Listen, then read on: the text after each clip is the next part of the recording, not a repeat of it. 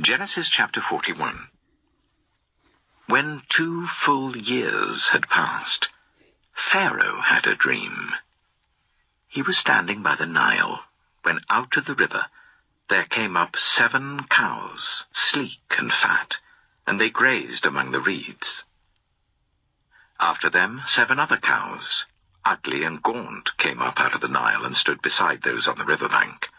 And the cows that were ugly and gaunt ate up the 7 sleek, fat cows. Then Pharaoh woke up. He fell asleep again and had a second dream. 7 ears of corn, healthy and good, were growing on a single stalk. After them 7 other ears of corn sprouted, thin and scorched by the east wind. The thin ears of corn swallowed up the 7 healthy, full ears. Then Pharaoh woke up. It had been a dream. In the morning his mind was troubled, so he sent for all the magicians and wise men of Egypt. Pharaoh told them his dreams, but no one could interpret them for him. Then the chief cupbearer said to Pharaoh, "Today I'm reminded of my shortcomings. Pharaoh was once angry with his servants, and he imprisoned me and the chief baker in the house of the captain of the guard. Each of us had a dream the same night, and each dream had a meaning of its own. Now a young Hebrew was there with us, a servant of the captain of the guard. We told him our dreams, and he interpreted them for us, giving each man the interpretation of his dream. And things turned out exactly as he interpreted them to us. I was restored to my position, and the other man was impaled." So Pharaoh sent for Joseph, and he was quickly brought from the dungeon. When he had shaved and changed his clothes, he came before Pharaoh. Pharaoh said to Joseph, "I had a dream, and no one can interpret it. But I've heard it said of you that when you hear a dream, you can interpret it." "I cannot do it," Joseph replied to Pharaoh, "but God will give Pharaoh the answer he desires." Then Pharaoh said to Joseph, "In my dream I was standing on the bank of the Nile. When out of the river there came up 7 cows, fat and sleek, and they grazed among the reeds. After them 7 other cows came up, scrawny and very ugly and lean. I had never seen such ugly cows in all the land of Egypt. The lean, ugly cows ate up the 7 fat cows that came up first. But even after they ate them, no one could tell that they had done so. They looked just as ugly as before. Then I woke up. In my dream I saw 7 ears of corn, full and good, growing on a single stalk.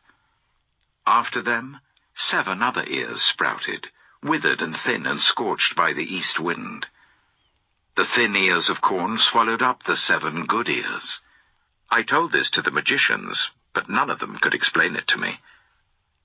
Then Joseph said to Pharaoh, "The dreams of Pharaoh are one and the same. God has revealed to Pharaoh what he is about to do. The 7 good cows are 7 years, and the 7 good ears of corn are 7 years. It is one and the same dream. The 7 lean, ugly cows that came up afterward are 7 years, and so are the 7 worthless ears of corn scorched by the east wind. They are 7 years of famine. It is just as I said to Pharaoh. God has shown Pharaoh what he is about to do. 7 years of great abundance are coming throughout the land of Egypt, but 7 years of famine will follow them. Then all the abundance in Egypt will be forgotten, and the famine will ravage the land. The abundance in the land will not be remembered, because the famine that follows it will be so severe. The reason the dream was given to Pharaoh in 2 forms is that the matter has been firmly decided by God, and God will do it soon.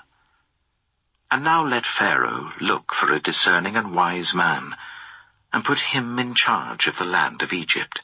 Let Pharaoh appoint commissioners over the land to take 1/5 of the harvest of Egypt during the 7 years of abundance.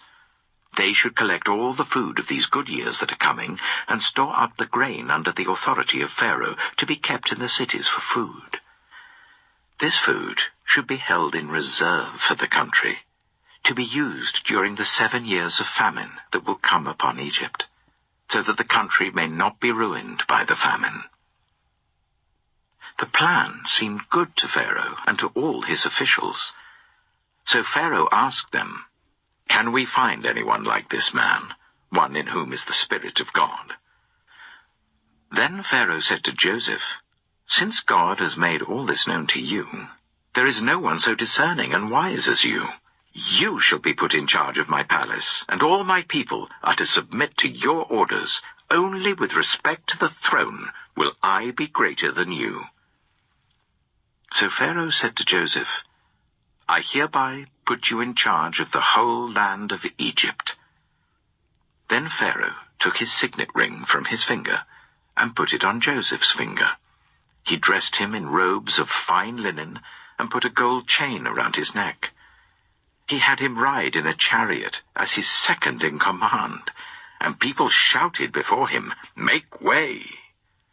Thus he put him in charge of the whole land of Egypt. Then Pharaoh said to Joseph, "I am Pharaoh, but without your word, no one will lift hand or foot in all Egypt."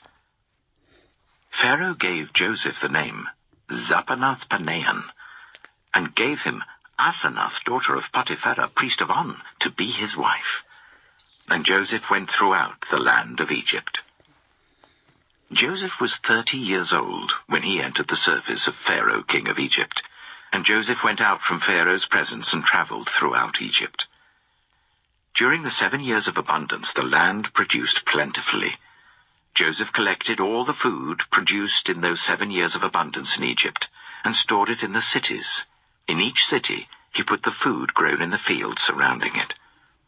Joseph stored up huge quantities of grain like the sand of the sea. It was so much that he stopped keeping records because it was beyond measure. Before the years of famine came, 2 sons were born to Joseph by Asenath, daughter of Potipherah, priest of On. Joseph named his firstborn Manasseh, and said, "It is because God has made me forget all my trouble and all my father's household." The second son he named Ephraim, and said, "It is because God has made me fruitful in the land of my suffering." The 7 years of abundance in Egypt came to an end, and the 7 years of famine began, just as Joseph had said. There was famine in all the other lands, but in the whole land of Egypt there was food. When all Egypt began to feel the famine, the people cried to Pharaoh for food. Then Pharaoh told all the Egyptians, "Go to Joseph and do what he tells you." When the famine had spread over the whole country, Joseph opened all the storehouses and sold grain to the Egyptians, for the famine was severe throughout Egypt, and all the world came to Egypt to buy grain from Joseph, because the famine was severe everywhere. Genesis chapter 42.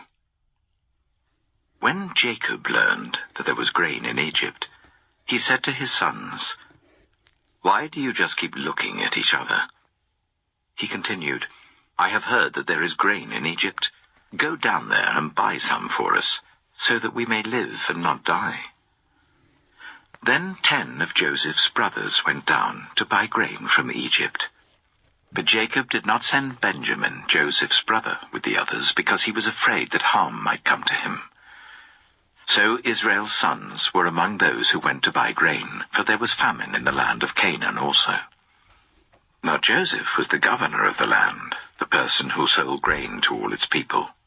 So when Joseph's brothers arrived, they bowed down to him with their faces to the ground.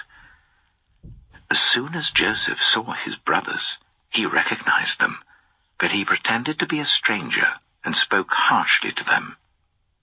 "Where do you come from?" he asked. "From the land of Canaan," they replied, "to buy food." Although Joseph recognized his brothers, they did not recognize him. Then he remembered his dreams about them and said to them, "You are spies. You have come to see where our land is unprotected." "No, my lord," they answered. "Your servants have come to buy food. We are all the sons of one man. Your servants are honest men, not spies." "No," he said to them. "You have come to see where our land is unprotected." But they replied, "Your servants were 12 brothers, the sons of one man who lives in the land of Canaan. The youngest is now with our father, and one is no more." Joseph said to them, "It is just as I told you. You are spies. And this is how you will be tested. As surely as Pharaoh lives, you will not leave this place unless your youngest brother comes here. Send one of your number to get your brother. The rest of you will be kept in prison, so that your words may be tested to see if you are telling the truth. If you are not, then as surely as Pharaoh lives, you are spies." And he put them all in custody for 3 days. On the 3rd day, Joseph said to them, "Do this, and you will live, for I fear God. If you are honest men, let one of your brothers stay here in prison, while the rest of you go and take grain back for your starving households. But you must bring your youngest brother to me, so that your words may be verified, and that you may not die." This they proceeded to do. They said to one another, "Surely we are being punished because of our brother. We saw how distressed he was when he pleaded with us for his life, but we would not listen. That's why this distress has come on us." Reuben replied, "Didn't I tell you not to sin against the boy? But you wouldn't listen. Now we must give an accounting for his blood." They did not realize that Joseph could understand them, since he was using an interpreter. He turned away from them and began to weep, but then came back and spoke to them again. He had Simeon taken from them and bound before their eyes. Joseph gave orders to fill their bags with grain, to put each man's silver back in his sack, and to give them provisions for their journey. After this was done for them, they loaded their grain on their donkeys and left. At the place where they stopped for the night, one of them opened his sack to get feed for his donkey, and he saw his silver in the mouth of his sack. "My silver has been returned," he said to his brothers. "Here it is in my sack." Their hearts sank, and they turned to each other trembling and said, "What is this that God has done to us?" When they came to their father Jacob in the land of Canaan, they told him all that had happened to them. They said, "The man who is lord over the land spoke harshly to us and treated us as though we were spying on the land. But we said to him, 'We are honest men, we're not spies. We were 12 brothers, sons of one father. One is no more, and the youngest is now with our father in Canaan.' Then the man who is lord over the land said to us, 'This is how I will know whether you are honest men. Leave one of your brothers here with me, and take food for your starving households, and go. But bring your youngest brother to me, so I will know that you are not spies, but honest men. Then I will give your brother back to you, and you can trade in the land.' As they were emptying their sacks, there in each man's sack was his pouch of silver. When they and their father saw the money pouches, they were frightened. Their father Jacob said to them, 'You have deprived me of my children. Joseph is no more, and Simeon is no more. And now you want to take Benjamin? Everything is against me.' Then Reuben said to his father, 'You may put both of my sons to death if I do not bring him back to you. Entrust him to my care, and I will bring him back.' But Jacob said, 'My son will not go down there with you. His brother is dead, and he is the only one left. If harm comes to him on the journey you are taking, you will bring my gray head down to the grave in sorrow.'" Genesis chapter 43. Now the famine was still severe in the land. So when they had eaten all the grain they had brought from Egypt, their father said to them, "Go back and buy us a little more food." But Judah said to him, "The man warned us solemnly, 'You will not see my face again unless your brother is with you.' If you will send our brother along with us, we will go down and buy food for you. But if you will not send him, we will not go down, because the man said to us, 'You will not see my face again unless your brother is with you.'" Israel asked, "Why did you bring this trouble on me by telling the man you had another brother?" They replied, "The man questioned us closely about ourselves and our family. 'Is your father still living?' he asked us. 'Do you have another brother?' We simply answered his questions. How were we to know he would say, 'Bring your brother down here'?" Then Judah said to Israel his father, "Send the boy along with me, and we will go at once, so that we and you and our children may live and not die. I myself will guarantee his safety. You can hold me personally responsible for him. If I do not bring him back to you and set him here before you, I will bear the blame before you all my life. As it is, if we had not delayed, we could have gone and returned twice." Then their father Israel said to them, "If it must be, then do this. Put some of the best products of the land in your bags and take them down to the man as a gift. A little balm and a little honey, some spices and myrrh, some pistachio nuts and almonds. Take double the amount of silver with you, for you must return the silver that was put back into the mouths of your sacks. Perhaps it was a mistake. Take your brother also, and go back to the man at once. And may God Almighty grant you mercy before the man, so that he will let your other brother and Benjamin come back with you. As for me, if I am bereaved, I am bereaved." So the men took the gifts and double the amount of silver, and Benjamin also. They hurried down to Egypt and presented themselves to Joseph.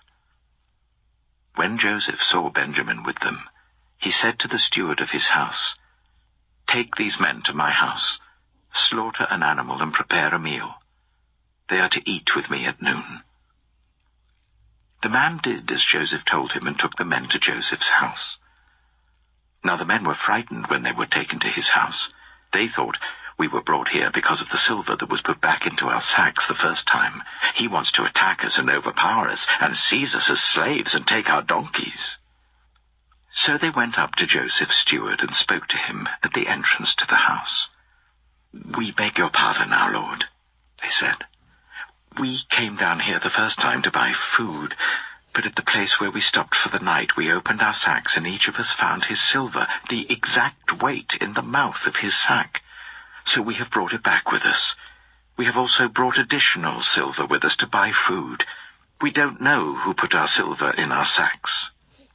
"It's all right," he said. "Don't be afraid.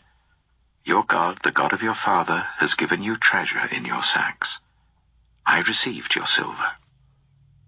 Then he brought Simeon out to them. The steward took the men into Joseph's house, gave them water to wash their feet, and provided fodder for their donkeys.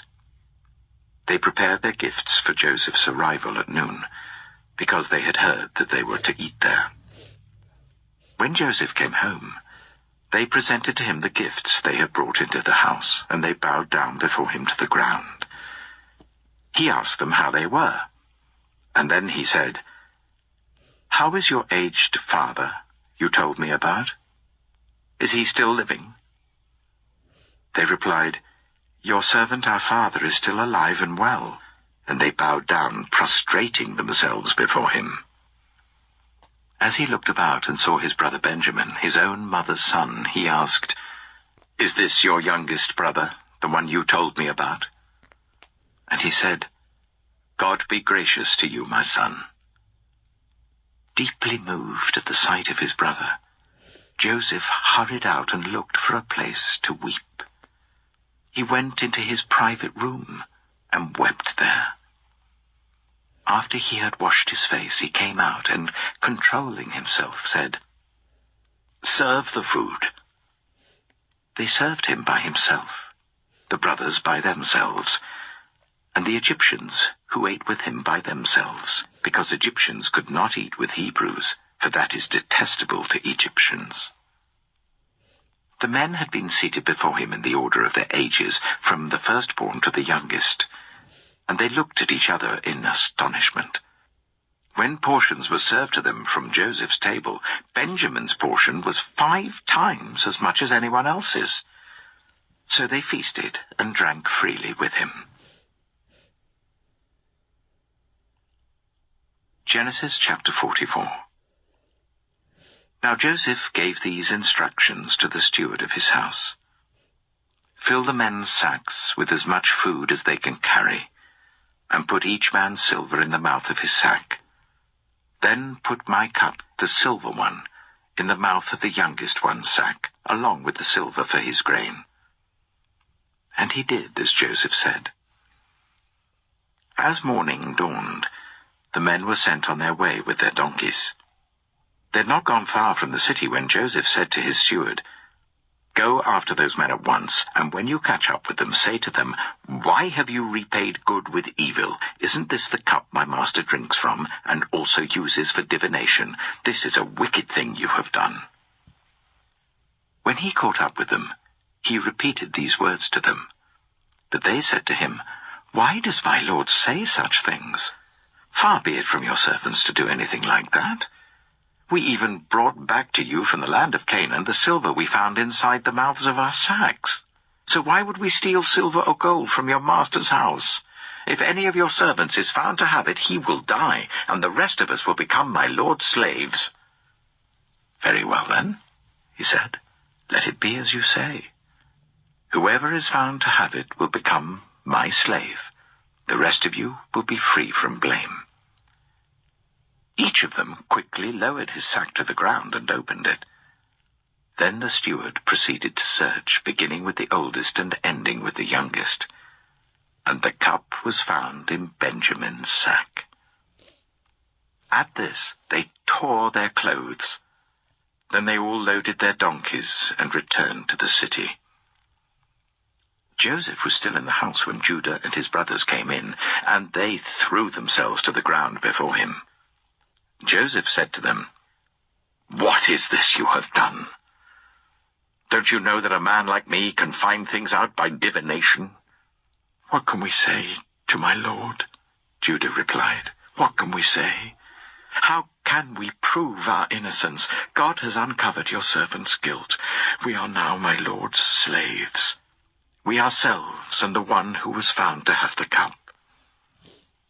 But Joseph said, "Far be it from me to do such a thing. Only the man who was found to have the cup will become my slave. The rest of you, go back to your father in peace." Then Judah went up to him and said, "Pardon your servant, my lord. Let me speak a word to my lord. Do not be angry with your servant, though you are equal to Pharaoh himself. My lord asked his servants, 'Do you have a father or a brother?' And we answered, 'We have an aged father, and there is a young son born to him in his old age. His brother is dead, and he is the only one of his mother's sons left, and his father loves him.' Then you said to your servants, 'Bring him down to me so I can see him for myself.' And we said to my lord, 'The boy cannot leave his father. If he leaves him, his father will die.' But you told your servants, 'Unless your youngest brother comes down with you, you will not see my face again.' When we went back to your servant, my father, we told him what my lord had said. Then our father said, 'Go back and buy a little more food.' But we said, 'We cannot go down. Only if our youngest brother is with us will we go. We cannot see the man's face unless our youngest brother is with us.' Your servant, my father, said to us, 'You know that my wife bore me 2 sons. One of them went away from me, and I said, "He has surely been torn to pieces," and I have not seen him since. If you take this one from me too, and harm comes to him, you will bring my grey head down to the grave in misery. So now, if the boy is not with us, when I go back to your servant my father, and if my father, whose life is closely bound up with the boy's life, sees that the boy isn't there, he will die. Your servants will bring the grey head of our father down to the grave in sorrow. Your servant guaranteed the boy's safety to my father. I said, if I do not bring him back to you, I will bear the blame before you, my father, all my life. Now then, please let your servant remain here as my lord's slave in place of the boy, and let the boy return with his brothers. How can I go back to my father if the boy is not with me? No, do not let me see the misery that would come on my father. Genesis chapter 45. Then Joseph could no longer control himself before all his attendants, and he cried out, "Make everyone leave my presence." So there was no one with Joseph when he made himself known to his brothers, and he wept so loudly that the Egyptians heard him, and Pharaoh's household heard about it. Joseph said to his brothers, "I am Joseph. Is my father still living?" But his brothers were not able to answer him, because they were terrified at his presence. Then Joseph said to his brothers, "Come close to me." When they had done so, he said, "I am your brother Joseph, the one you sold into Egypt. And now do not be distressed, and do not be angry with yourselves for selling me here, because it was to save lives that God sent me ahead of you. For 2 years now there has been famine in the land, and for the next 5 years there will be no plowing and reaping. But God sent me ahead of you, to preserve for you a remnant on earth, and to save your lives by a great deliverance. So then it was not you who sent me here, but God. He made me father to Pharaoh, lord of his entire household and ruler of all Egypt. Now hurry back to my father, and say to him, 'This is what your son Joseph says. God has made me lord of all Egypt. Come down to me. Don't delay. You shall live in the region of Goshen and be near me, you, your children and grandchildren, your flocks and herds, and all you have. I will provide for you there, because 5 years of famine are still to come. Otherwise, you and your household and all who belong to you will become destitute. You can see for yourselves, and so can my brother Benjamin, that it is really I who am speaking to you. Tell my father about all the honor accorded me in Egypt, and about everything you have seen, and bring my father down here quickly."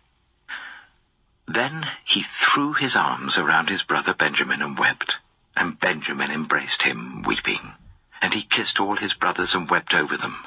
Afterwards his brothers talked with him. When the news reached Pharaoh's palace that Joseph's brothers had come, Pharaoh and all his officials were pleased.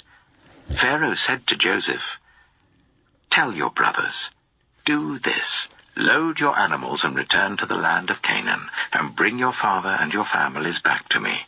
I will give you the best of the land of Egypt, and you can enjoy the fat of the land." You are also instructed to tell them, "Do this. Take some carts from Egypt for your children and your wives, and get your father and come. Never mind about your belongings, because the best of all Egypt will be yours." So the sons of Israel did this. Joseph gave them carts, as Pharaoh had commanded, and he also gave them provisions for their journey. To each of them he gave new clothing, but to Benjamin he gave 300 shekels of silver and 5 sets of clothes. And this is what he sent to his father: 10 donkeys loaded with the best things of Egypt, and 10 female donkeys loaded with grain and bread and other provisions for his journey. Then he sent his brothers away, and as they were leaving he said to them, "Don't quarrel on the way." So they went up out of Egypt and came to their father Jacob in the land of Canaan. They told him, "Joseph is still alive. In fact, he is ruler of all Egypt." Jacob was stunned. He did not believe them.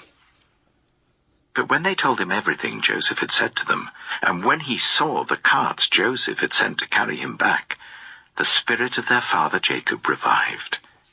And Israel said, "I'm convinced. my son Joseph is still alive. I will go and see him before I die.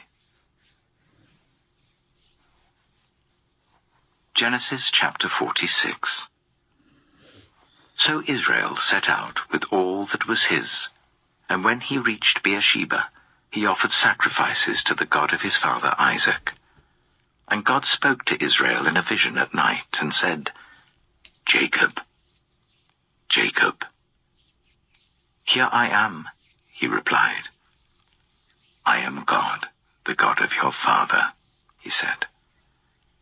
"Do not be afraid to go down to Egypt, for I will make you into a great nation there. I will go down to Egypt with you, and I will surely bring you back again, and Joseph's own hand will close your eyes." Then Jacob left Beersheba, and Israel's sons took their father Jacob and their children and their wives in the carts that Pharaoh had sent to transport him.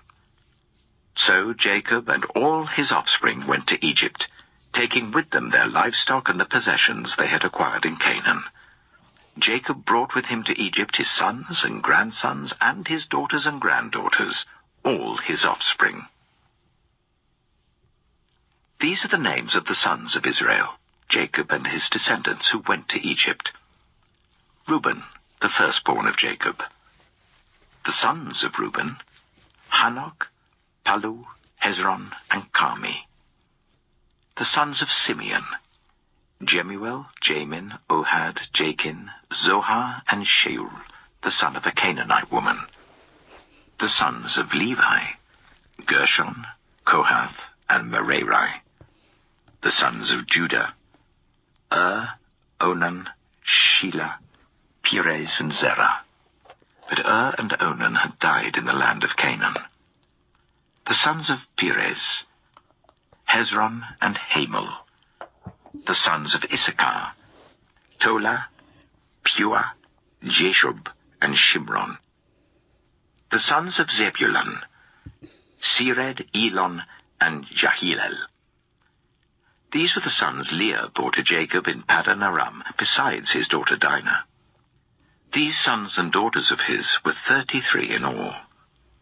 The sons of Gad, Zephon, Haggai, Shunai, Esbon, Eri, Erodai, and Arilai. The sons of Asher, Imnah, Ishva, Ishbi, and Beriah. Their sister was Sirah. The sons of Beriah, Heber and Malkiel. These were the children born to Jacob by Zilpah, whom Laban had given to his daughter Leah, 16 in all. The sons of Jacob's wife Rachel, Joseph and Benjamin. In Egypt, Manasseh and Ephraim were born to Joseph by Asenath, daughter of Potiphera, priest of On. The sons of Benjamin, Bela, Becher, Ashbel, Jirah, Naaman, Ehi, Rosh, Muppim, Huppim, and Ard. These were the sons of Rachel who were born to Jacob, 14 in all. The son of Dan, Hushim. The sons of Naphtali, Jaziel, Gunai, Jezer, and Shillem. These were the sons born to Jacob by Bilhah, whom Laban had given to his daughter Rachel, 7 in all. All those who went to Egypt with Jacob, those who were his direct descendants, not counting his sons' wives, numbered 66 persons. With the 2 sons who had been born to Joseph in Egypt, the members of Jacob's family, which went to Egypt, were 70 in all. Now Jacob sent Judah ahead of him to Joseph to get directions to Goshen. When they arrived in the region of Goshen, Joseph had his chariot made ready and went to Goshen to meet his father Israel.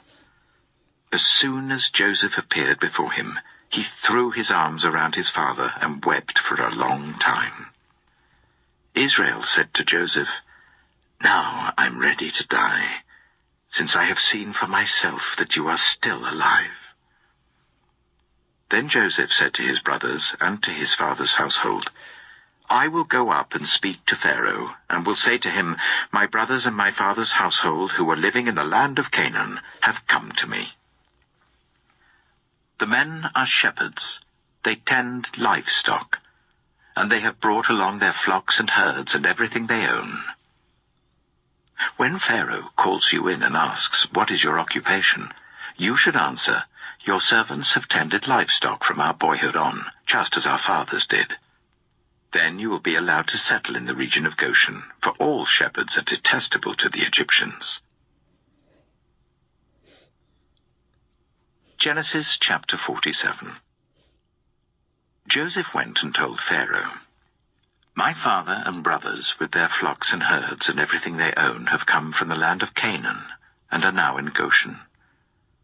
He chose 5 of his brothers and presented them before Pharaoh.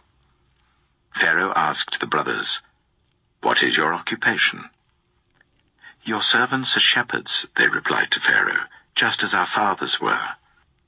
They also said to him, "We have come to live here for a while because the famine is severe in Canaan, and your servants' flocks have no pasture. So now please let your servants settle in Goshen." Pharaoh said to Joseph, "Your father and your brothers have come to you, and the land of Egypt is before you. Settle your father and your brothers in the best part of the land.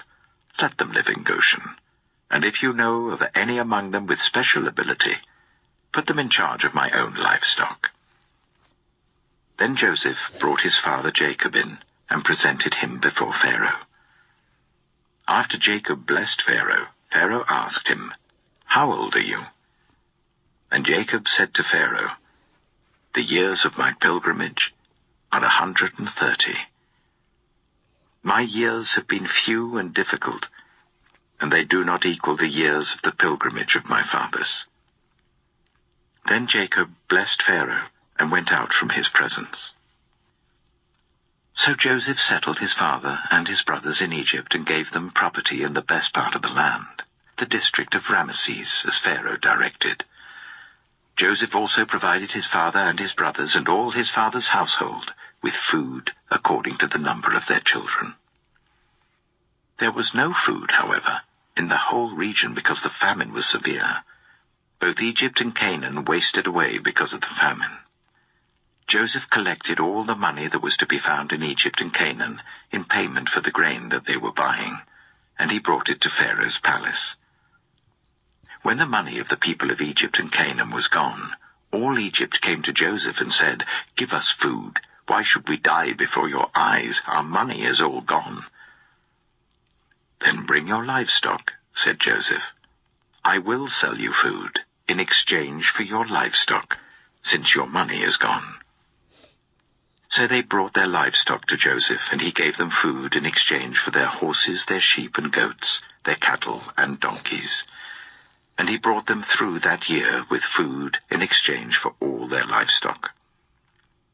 When that year was over, they came to him the following year and said, "We cannot hide from our lord the fact that since our money is gone and our livestock belongs to you, there is nothing left for our lord except our bodies and our land. Why should we perish before your eyes, we and our land as well? Buy us and our land in exchange for food, and we with our land will be in bondage to Pharaoh. Give us seed so that we may live and not die, and that the land may not become desolate." So Joseph bought all the land in Egypt for Pharaoh. The Egyptians, one and all, sold their fields because the famine was too severe for them. The land became Pharaoh's, and Joseph reduced the people to servitude from one end of Egypt to the other. However, he did not buy the land of the priests, because they received a fixed allowance from Pharaoh, and had food enough from the allowance Pharaoh gave them. That is why they did not sell their land. Joseph said to the people, "Now that I have bought you and your land today for Pharaoh, here is seed for you so you can plant the ground. But when the crop comes in, give 1/5 of it to Pharaoh. The other 4/5 you may keep as seed for the fields and as food for yourselves and your households and your children." "You have saved our lives," they said. "May we find favor in the eyes of our Lord. We will be in bondage to Pharaoh." So Joseph established it as a law concerning land in Egypt, still in force today, that a fifth of the produce belongs to Pharaoh. It was only the land of the priests that did not become Pharaoh's. Now the Israelites settled in Egypt in the region of Goshen. They acquired property there and were fruitful and increased greatly in number. Jacob lived in Egypt 17 years, and the years of his life were 147. When the time drew near for Israel to die, he called for his son Joseph and said to him, "If I have found favor in your eyes, put your hand under my thigh, and promise that you will show me kindness and faithfulness. Do not bury me in Egypt, but when I rest with my fathers, carry me out of Egypt and bury me where they are buried." "I will do as you say," he said. "Swear to me," he said. Then Joseph swore to him, and Israel worshipped as he leaned on the top of his staff. Genesis chapter 48. Some time later Joseph was told, "Your father is ill." So he took his 2 sons, Manasseh and Ephraim, along with him. When Jacob was told, "Your son Joseph has come to you," Israel rallied his strength and sat up on the bed. Jacob said to Joseph, "God Almighty appeared to me at Luz, in the land of Canaan, and there he blessed me and said to me, 'I am going to make you fruitful and increase your numbers. I will make you a community of peoples, and I will give this land as an everlasting possession to your descendants after you.' Now then, your 2 sons born to you in Egypt before I came to you here will be reckoned as mine. Ephraim and Manasseh will be mine, just as Reuben and Simeon are mine. Any children born to you after them will be yours. In the territory they inherit, they will be reckoned under the names of their brothers. As I was returning from Padan, to my sorrow, Rachel died in the land of Canaan while we were still on the way, a little distance from Ephrath. So I buried her there beside the road to Ephrath, that is Bethlehem." When Israel saw the sons of Joseph, he asked, "Who are these?" "They are the sons God has given me here," Joseph said to his father. Then Israel said, "Bring them to me so I may bless them." Now Israel's eyes were failing because of old age, and he could hardly see. So Joseph brought his sons close to him, and his father kissed them and embraced them. Israel said to Joseph, "I never expected to see your face again, and now God has allowed me to see your children too." Then Joseph removed them from Israel's knees, and bowed down with his face to the ground. And Joseph took both of them, Ephraim on his right towards Israel's left hand, and Manasseh on his left towards Israel's right hand, and brought them close to him. But Israel reached out his right hand and put it on Ephraim's head, though he was the younger, and crossing his arms, he put his left hand on Manasseh's head, even though Manasseh was the firstborn. Then he blessed Joseph and said, "May the God before whom my fathers, Abraham and Isaac, walked faithfully, the God who has been my shepherd all my life to this day, the angel who has delivered me from all harm, may he bless these boys. May they be called by my name and the names of my fathers, Abraham and Isaac, and may they increase greatly on the earth." When Joseph saw his father placing his right hand on Ephraim's head, he was displeased. So he took hold of his father's hand to move it from Ephraim's head to Manasseh's head. Joseph said to him, "No, my father, this one is the firstborn. Put your right hand on his head."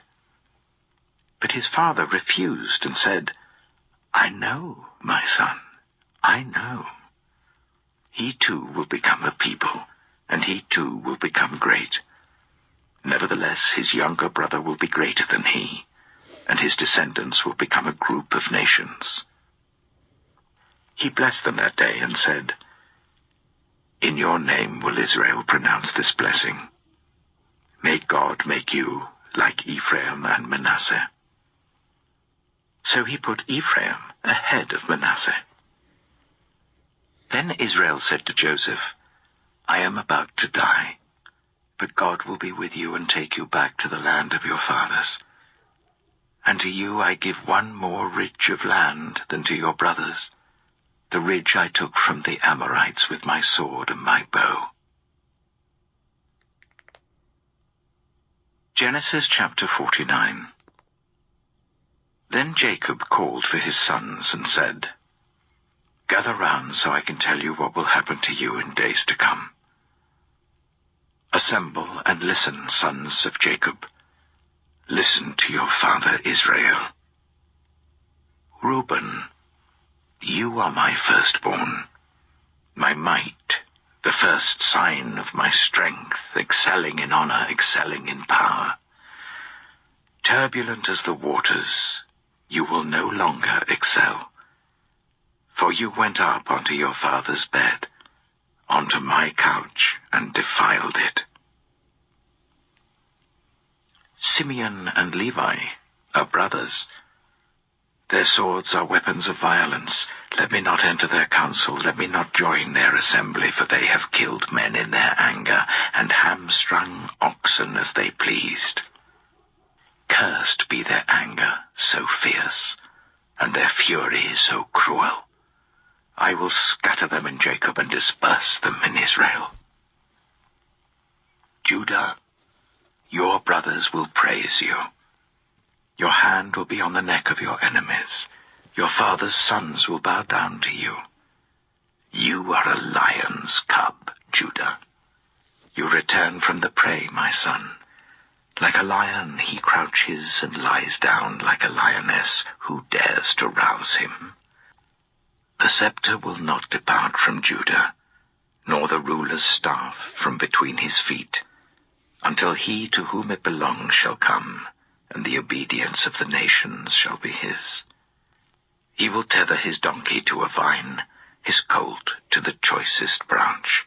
He will wash his garments in wine, his robes in the blood of grapes. His eyes will be darker than wine, his teeth whiter than milk. Zebulun will live by the seashore and become a haven for ships. His border will extend toward Sidon.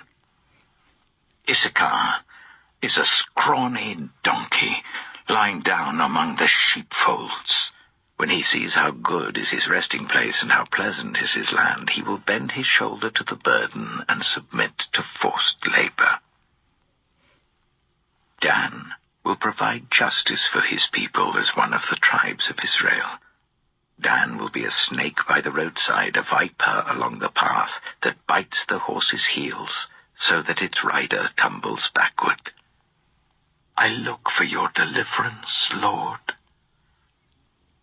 Gad will be attacked by a band of raiders, but he will attack them at their heels. Asher's food will be rich. He will provide delicacies fit for a king. Naphtali is a doe set free that bears beautiful fawns. Joseph is a fruitful vine near a spring, whose branches climb over a wall. With bitterness archers attacked him. They shot at him with hostility. But his bow remained steady, his strong arm stayed supple, because of the hand of the mighty one of Jacob, because of the shepherd, the rock of Israel, because of your father's God who helps you, because of the Almighty who blesses you with blessings of the skies above, blessings of the deep springs below, blessings of the breast and womb. Your father's blessings are greater than the blessings of the ancient mountains, than the bounty of the age-old hills. Let all these rest on the head of Joseph, on the brow of the prince among his brothers. Benjamin is a ravenous wolf. In the morning he devours the prey. In the evening he divides the plunder. All these are the 12 tribes of Israel, and this is what their father said to them when he blessed them, giving each the blessing appropriate to him. Then he gave them these instructions. I am about to be gathered to my people. Bury me with my fathers in the cave in the field of Ephron the Hittite, the cave in the field of Machpelah, near Mamre in Canaan, which Abraham bought along with the field as a burial place from Ephron the Hittite. There Abraham and his wife Sarah were buried. There Isaac and his wife Rebekah were buried. And there I buried Leah. The field and the cave in it were bought from the Hittites. When Jacob had finished giving instructions to his sons, he drew his feet up into the bed, breathed his last, and was gathered to his people. Genesis chapter 50. Joseph threw himself on his father and wept over him and kissed him. Then Joseph directed the physicians in his service to embalm his father Israel. So the physicians embalmed him, taking a full 40 days, for that was the time required for embalming. And the Egyptians mourned for him 70 days. When the days of mourning had passed, Joseph said to Pharaoh's court, If I have found favor in your eyes, speak to Pharaoh for me. Tell him, my father made me swear an oath and said, I am about to die. Bury me in the tomb I dug for myself in the land of Canaan. Now let me go up and bury my father. Then I will return. Pharaoh said, Go up and bury your father, as he made you swear to do. So Joseph went up to bury his father. All Pharaoh's officials accompanied him, the dignitaries of his court and all the dignitaries of Egypt, besides all members of Joseph's household and his brothers and those belonging to his father's household. Only their children and their flocks and herds were left in Goshen. Chariots and horsemen also went up with him. It was a very large company. When they reached the threshing floor of Atad, near the Jordan, they lamented loudly and bitterly, and there Joseph observed a 7-day period of mourning for his father. When the Canaanites who lived there saw the mourning at the threshing floor of Atad, they said, The Egyptians are holding a solemn ceremony of mourning. That is why that place near the Jordan is called Abel Mizraim. So Jacob's sons did as he had commanded them. They carried him to the land of Canaan and buried him in the cave of the field of Machpelah near Mamre, which Abraham had bought along with the field as a burial place from Ephron the Hittite. After burying his father, Joseph returned to Egypt, together with his brothers and all the others who had gone with him to bury his father. When Joseph's brothers saw that their father was dead, they said, What if Joseph holds a grudge against us and pays us back for all the wrongs we did to him? So they sent word to Joseph, saying, Your father left these instructions before he died. This is what you are to say to Joseph. I ask you to forgive your brothers the sins and the wrongs they committed in treating you so badly. Now please forgive the sins of the servants of the God of your father. When their message came to him, Joseph wept. His brothers then came and threw themselves down before him. We are your slaves, they said. But Joseph said to them, Don't be afraid. Am I in the place of God?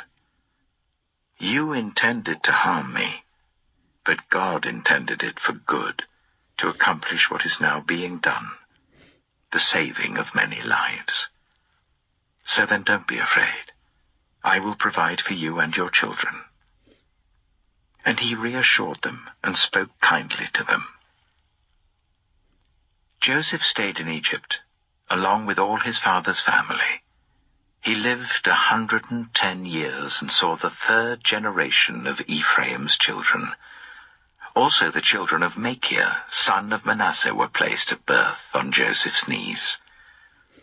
Then Joseph said to his brothers, "I am about to die, but God will surely come to your aid and take you up out of this land, to the land he promised on oath to Abraham, Isaac, and Jacob." And Joseph made the Israelites swear an oath and said, "God will surely come to your aid, and then you must carry my bones up from this place." So Joseph died at the age of 110, and after they embalmed him, he was placed in a coffin in Egypt.